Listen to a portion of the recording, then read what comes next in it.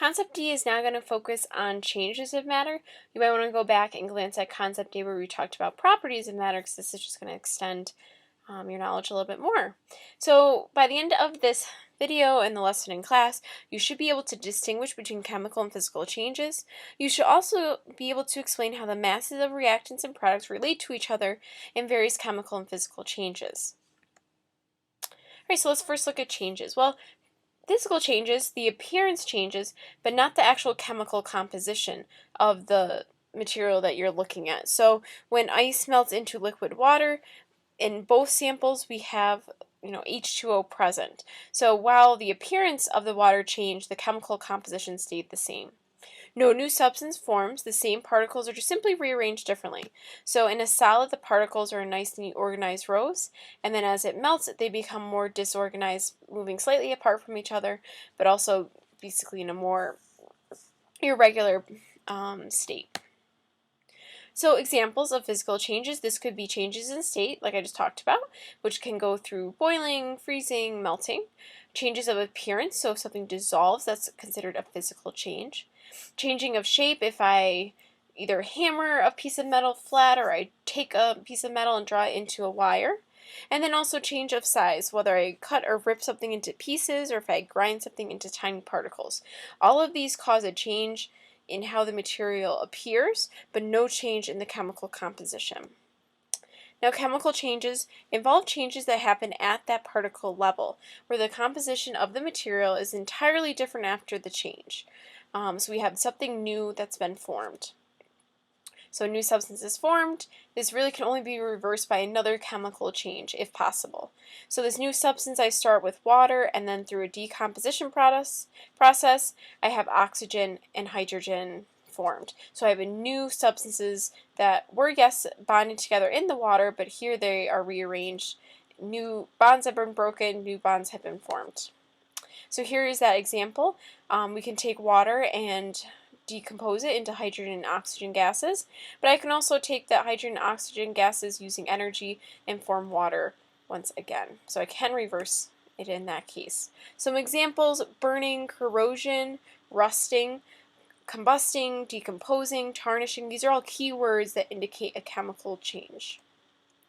Now, changes in energy relate to this. Both chemical and physical changes involve changes in energy, either releasing or absorbing energy. If a change does release energy, it's considered exothermic. We see energy is placed on the right-hand side as a product because it's being given off. So it was within our reactants, and then once they formed a more stable compound, they then release a huge amount of energy.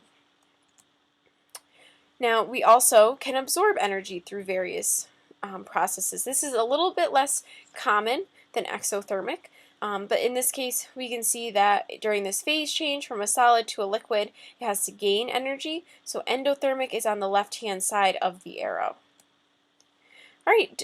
We also want to look today at conservation of mass, that during these chemical and physical changes that we just discussed, mass is always conserved. So matter cannot be created or destroyed by any of these changes. They can only be converted from one form to another. So if I have 35 grams of liquid water that's evaporated in an enclosed container, how many grams of water vapor will there be when this process is completed? There has to still remain 35 grams of water vapor. So if I started with 35 grams of liquid water, through the evaporation process, I would still have 35 grams now of water vapor. Here I have that magnesium metal is reacted with oxygen to form magnesium oxide. How will the mass of the magnesium oxide compare to the masses of magnesium and oxygen that formed it? Well, here we have the process, and we know that if mass is conserved, the mass of magnesium oxygen must be equal to the mass of the magnesium oxide. So the sum of the masses has to be equal to the product. Here we have actual amounts, so if 40 grams of substance A are reacted with 20 grams of substance B to form substance C, what will the mass of substance C be? So if we set up a little reaction here, A plus B is going to produce C, and I know I have 40 grams of A and 20 grams of B. Through the conservation of mass, I know that C must be equal to 60 grams. All right, so here, pause the video and do some of the practice questions that are in the dotted box in your note packet.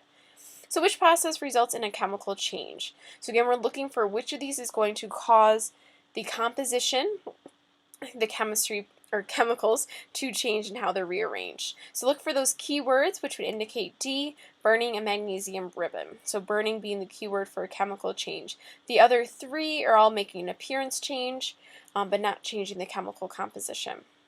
Here, based on the law of conservation of mass, predict the minimum amount of magnesium that will react with all 16 grams of oxygen to produce 40.3 grams of magnesium oxide.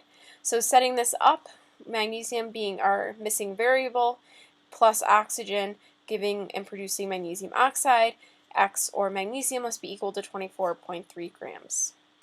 All right, so that is it. We've talked about now changes of matter and also gone into a little bit with the conservation of mass. So come ready tomorrow with your notes.